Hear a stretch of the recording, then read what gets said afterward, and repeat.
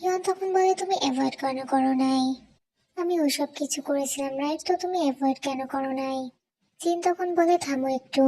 ইয়ন তখন বলে, তুমি আমাকে থামতে কেন বলছো? জিন তখন বলে, তেমনটা ব্যাপার না, আমি জাস্ট একদিনই জেগেছিলাম। আমি ভাবছিলাম তুমি হয়তো বা সিক্রেটলি রাত্রে যে স্মোকিং করো, তাই আমি তোমাকে ধরতে চেয়েছিলাম। ইয়ন তখন বলে, তো এই কারণে তুমি জেগেছিলে? বাট তুমি ওসব কেন হতে দিলে দেন? জিন তখন বলে, কারণ তুমি যেভাবে আমাকে ছাড়ছিলে না। না মানে আমি সেটা বলতে চাইনি। দেন ওর কিছু একটা রিয়েলাইজ হয় আরো বলে, এখানে আমাকে কোয়েশ্চেনিং কেন করা হচ্ছে? রং তো তুমি করেছো, রাগ তো এখানে আমার করা উচিত নয় কি? ইয়ন তখন একটু পরে বলে, দেন আমার কি তোমার থেকে দূরে থাকা উচিত? জিন তখন বলে, তো তুমি এখন কথা ঘোরানোর চেষ্টা করছো, হ্যাঁ? দেন আমাদের আবার পাস্টের সিন দেখানো হয়, যেখানে জিন ইয়নকে জিজ্ঞাসা করে যে তুমি কোন হাই স্কুলে যাবে। ইয়ন তখন বলে, নারুতে। ইয়নের তরফ থেকে ব্যাপারটা অনেকটা একটা ঘোষণার মতো ছিল যে এরপর থেকে ওরা দুজন ডিফারেন্ট ভাবে চলতে যাচ্ছে, কারণ ওই স্কুলটা সিটি থেকে অনেকটাই দূরে ছিল। আর ওই স্কুলটাতে ফুটবল ক্লাব থাকা ছাড়া আর কোনো তেমন স্পেশালিটি ছিল না। তো জিনের জন্য স্কুলটা চুজ করার পসিবিলিটি একদমই জিরো ছিল। ইয়নদের মনে মনে বলতে থাকে, বিদায় কিমসিও জিন, আমি আগে নিজের ফিলিংস গুলো ঠিক করে নিই, তারপরে আবার এসে তোমার সাথে দেখা করব। কেন জিনকে বলে, কারণ আমি ওখানকার ফুটবল টিম জয়েন করব। এটা শুনে তখন জিন বলে, দেন আমিও ফার্স্ট চয়েস হিসেবে ওইটাই রাখছি। এটা শুনে অনেক বেশি অবাক হয়ে ইয়ন তখন বলে, কেন? আর ব্যাপারটা শুধু এটাতেই শেষ হয় না। স্কুলে ওঠার পর ওদের জন্য ডর্মের একই রুম বুক করার চেষ্টা করে, আর যেটা কনফার্মও হয়ে যায়। ইয়ন তখন বলে, আমি এটা চাই না। জিন বলে, তোমার মায়ে আমি অনেক চাই, তোমার মায়ে আমাকে বলছিল এটা করতে।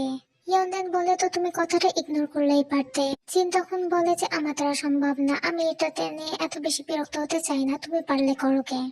ইয়ন দেন মনে মনে ভাবে, ওর কি মনে হয় আমি ওর ছোট ভাই নাকি? যেহেতু ওরা একসাথে থাকা শুরু করে, তার জন্য ইয়নের ক্ষেত্রে ব্যাপারগুলো আরো অনেক বেশি কঠিন হয়ে যায়। দেন আমাদের আবার প্রেজেন্টের সিন দেখানো হয়, যেখানে ইয়ন বলে যে আমার সহ্যের সীমা ছাড়িয়ে যাচ্ছে, আমি আর নিজেকে কন্ট্রোল করতে পারছি না। সিনদিন বলে যে না, এসব কি বলছো তুমি? ইয়ন দেন বলে, ভুল তো তোমারই ছিল যে আমার চিন্তা করে একসাথে আমার সাথে স্কুলে আসলে, আমাকে প্রত্যেকদিন উঠিয়ে দিতে, আর আমার জন্য চিন্তায় সারা রাতও জেগেছিলে। তো তুমি কেন কিছু করো নাই প্রথমেই? জিন তখন বলে, তুমি কি জানো তুমি এখন কি বলছো? ইয়ন তখন বলে, হ্যাঁ আমি জানি। জিন দিন ওখান থেকে বের হওয়ার চেষ্টা করতে করতে বলে যে তুমি জানো বাট আমি জানি না, আগে এখান থেকে বেরোনো যাক, তারপরে কথা বলা যাবে। এখানে অনেক বেশি গরম, তাই তোমার মাথা খারাপ হয়ে গেছে। আগে চলো এখান থেকে বের হওয়া যাক। আর আমি এমন প্রিটেন্ড করবো যেন এসব কিছুই হয়নি, তো এসব কথা আর তুলবে না। ইয়ন তখন বলে, আমি তেমনটা কেন করব? ইয়ন দেন বলে, আগে আমাকে বোঝাও, আমাকে বলো তুমি এমনটা কেন করলে। সিন তখন অনেক বেশি এমবারেস হয়ে যায়, আর ও আর ইয়নের দিকে তাকিয়ে থাকতে পারে না, আর ও ইয়নকে বলতে থাকে, সরে যাও এখান থেকে। ইয়ন তখন বলে, ড্যাম ইট, এই ব্যাপারটা অনেক বেশি সিরিয়াস, তো তোমাকে সবকিছু সঠিক সঠিক বলতে হবে। সিন তখন বলে যে ড্যাম ইট, আমি অনেক বেশি এমবারেস ছিলাম, এই কারণে আমি কিছু বলিনি, হয়েছে? ইয়ন তখন বলে, জাস্ট এতটুকুই? জিন বলে, হ্যাঁ এতটুকুই। জন তখন বলে, দেন আমি আবার এটা করব।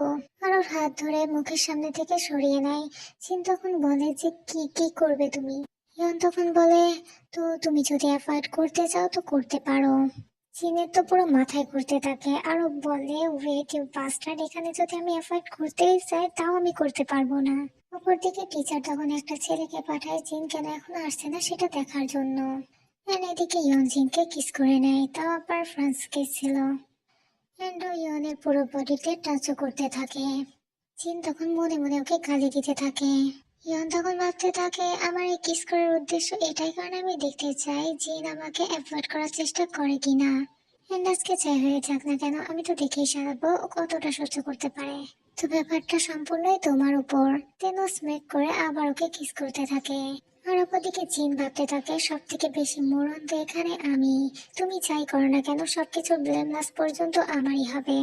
আমি যখনই তোমাকে দেখি না কেন আমার অনেক বেশি রাগ হয়ে যায়, কিন্তু তবুও আমি তোমাকে একা ছাড়তে পারি না। তুমি অনেক বেশি অ্যানোয়িং, তাও আমি তোমাকে সবসময় মিস করতে থাকি। আর তার কারণ আমি, মানে এই কথা ফুলফিল হওয়ার আগেই ওখানে স্টুডেন্টরা এসে আলমিরার দরজা খুলে দেয়। And এটা দেখে ওরা দুইজন অনেক বেশি শক হয়ে যায়।